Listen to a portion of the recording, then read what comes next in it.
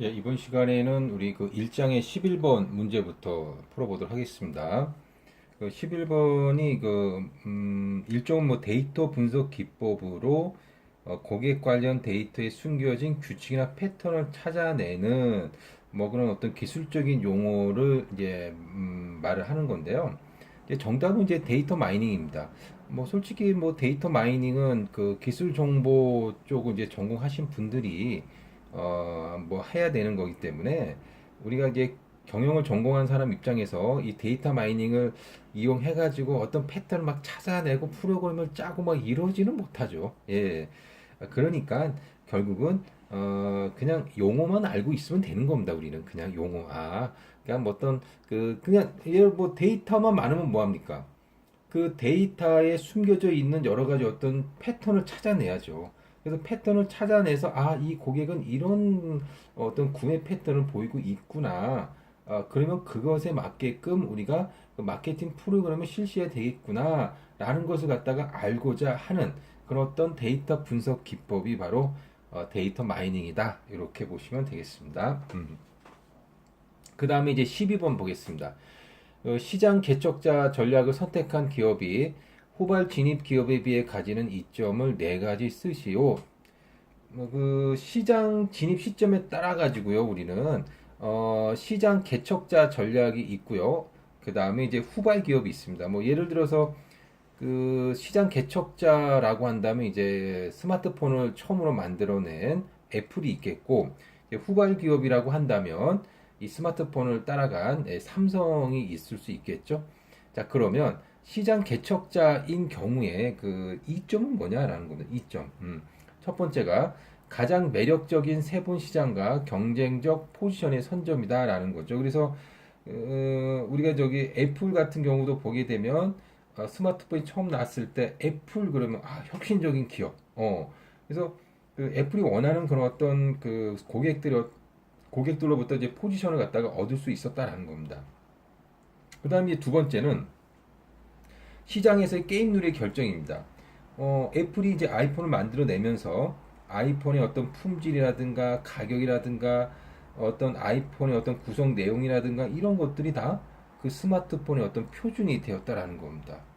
지금은 좀 많이 바뀌었지만요. 이제 처음에 이제 스마트폰이 나왔을 때는 그랬다는 겁니다. 자, 3번. 유통에서 우위를 점할 수가 있다라는 겁니다. 그래서 그 시장 개척을 이제 최초로 이제 시장에서 새로운 제품을 만들어내는 사람들은 유통 시장에서 우위를 점할 수가 있다라는 거죠. 코카콜라 같은 경우가 이제 콜라 시장에서 유통을 갖다 꽉 잡고 있는데 한 2, 30년 전인가 그때 우리가 815 콜라가 나왔거든요. 이제 우리나라 기업에서 만들어낸. 그래서 뭐 815 콜라 같은 경우는 나중에 후발 기업이었기 때문에 코카콜라가 꽉 잡고 있었던 유통시장에서 힘을 쓰지 못해서 결국은 유통장벽으로 시장 진입에 결국 실패했던 그런 사례들이 있습니다. 자, 그 다음에 네 번째가 규모의 경제와 경험 곡선 효과로 원가 절감 효과를 가져올 수 있다라는 건데요. 뭐 솔직히 뭐 규모의 경제라고 하는 것은 잘 알고 계실 겁니다. 근데 이제 경험 곡선 효과라고 하는 건데요. 이 경험 곡선 효과라고 하는 것은요. 그러니까 그래프를 그린다면 이렇게 그릴 수가 있습니다. 이런 식으로 뭐 이렇게. 그러니까는 경험이 많아지면 많아질수록 뭐가 자꾸 줄어드냐면요. 원가가 줄어든다는 겁니다. 그래서 처음에는 아무래도 이제 비용이 많이 들어가겠지만 자꾸 만들다 보면 이렇게 하니까 조금 더 비용이 절약되겠구나. 그래서 자꾸 이제 경험을 쌓다 보면 이제 원가가 줄어드는 현상. 요것이 바로 이제 경험 곡선 효과라고 볼 수가 있겠습니다. 자, 그 다음에 이제 다섯 번째가 고객들의 높은 전환 비용입니다. 처음에 애플이 아이폰을 만들어내서 아이폰을 선택한 사람들이 삼성에서 갤럭시가 나왔는데 쉽게 바꾸지 못했던 이유 중에 하나가 아이폰 쓰다가 이제 갤럭시 쓰려고 하니까 이게 뭐 좀 많이 다르다는 거죠. 예, 새롭게 배워들 것도 있고, 이게 쉽게 전환을 못 한다는 겁니다. 자, 그런 것들이 이제 그 시장 개척자인 경우에 이제 이점으로 작용할 수 있는 부분이라고 보시면 되겠습니다. 자, 그 다음에 이제 13번을 보도록 하겠습니다. 데이터 마이닝의 적용 범위를 세 가지 쓰시오라고 했는데, 어, 솔직히 말해서 이런 것들은 우리가 그 외울 수밖에 없는 그런 내용인데, 왜냐면 우리가 데이터 마이닝에 대해서 그냥 용어 정도만 알고 있지, 실제로 어떻게 해야 되는 건지를 잘 모르고 있거든요. 그래서, 요 같은 경우는 그냥 외우거나 아니면은 그냥, 문제가 많으니까, 그냥 넘어가셔도 크게 문제는 없지 않을까 이렇게 생각이 듭니다. 그래서 13번에 보시면, 정답이 이제 1, 2, 3번 해가지고요. 서비스 품질 관리, 그 다음에 마케팅 관리, 그 다음에 카드 도용 방지 등등에 쓰일 수가 있다. 이렇게 이야기를 하고 있습니다. 예. 그래서, 제가 보기에는 뭐 굳이 외울 필요 없이 그냥 한번 읽고, 그렇구나라는 것만 이게 알고 넘어가시면 되지 않을까라는 생각이 듭니다. 그래서, 꼭 이 문제가 꼭 반드시 뭐 중요한 문제, 뭐 중요한 문제가 아니라고 해서 시험 문제에 나오지 말란 법은 없겠지만, 뭐 그렇다는 겁니다. 그래서 그냥 정답 보고 이런 거 있구나 하고 그냥 한번 읽고 넘어가시면 될 것 같습니다. 그다음 14번 보겠습니다. AIO의 의미를 쓰시오라고 했는데요. 이 AIO라고 하는 것은 대체 뭐냐라는 거죠. 우리가 STP 전략이 있지 않습니까? STP 전략, 시장 세분화, 그 다음에 타겟팅, 포지셔닝. 예.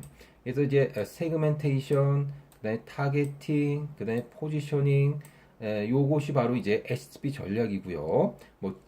물론 마케팅을 배우셨기 때문에 뭐 다 알고 계시겠지만 뭐 또 STP 전략에 대해서는 또 뒤에서 또 문제들이 뭐 많이 나오고 있습니다.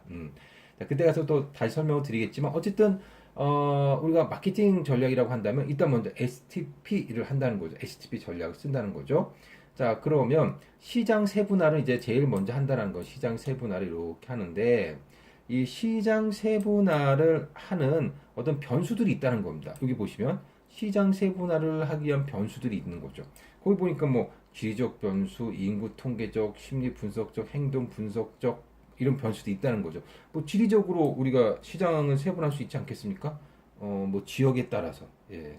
그다음 인구에 따라서 인구 통계죠. 성별에 따라서 나이에 따라서 뭐 이런 식으로, 뭐 여러 가지 뭐 어떤 시장 세분화를 하기 위한 변수들이 있는데 그 중에 이제 심리 분석적에 따라 가지고 시장 세분화를 하는 변수들이 있습니다.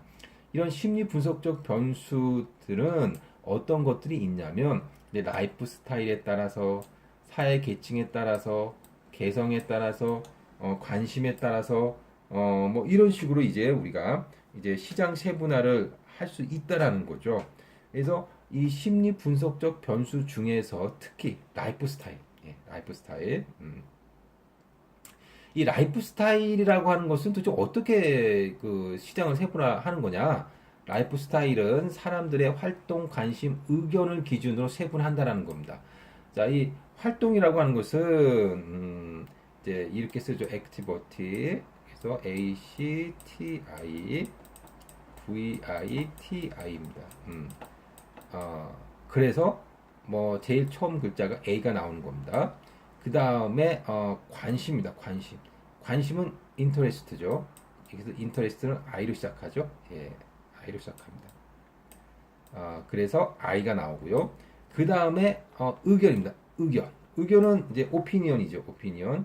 OPIN, ION 예, 이렇게 쓰시면 됩니다. 그래서 액티비티 활동, 그 다음에 인터레스트 I 관심, 그 다음에 오피니언 O 해가지고 AIO라고 이렇게 이야기합니다. 그러니까 AIO라고 하는 것은 시장 세분화를 하기 위한 변수들이 있는데 그 중에 심리 분석적 변수 중에 라이프 스타일로 우리가 시장을 세분하는 게 있다. 그러면 라이프 스타일을 어떻게 세분하는 거냐? 바로 사람들의 활동, 관심, 의견을 기준으로 세분하는 건데 이걸 갖다 우리는 AIO라고 하는구나라는 겁니다. 자, 이게 바로 AIO라고 보시면 되겠습니다. 그러면은 뭐 예를 들어서 이런 거죠. 예를 들어서 활동이다라고 한다면 내가 만약에 회사를 다닌다. 근데 뭐 예를 들어서 내가 환경과 관련된 활동을 많이 한다. 그러면 당연히 우리가 물건을 살 때도 환경 친화적인 물건들을 좀 주로 사겠죠. 예, 그런 쪽에 활동을 하고 있다면. 그러면 그런 식으로 이제 시장을 세분할 수 있다는 겁니다. 근데 어디에 관심을 갖고 있느냐? 예를 들어서 내가 스포츠에 관심을 갖고 있다. 혹은 정치에 관심을 갖고 있다.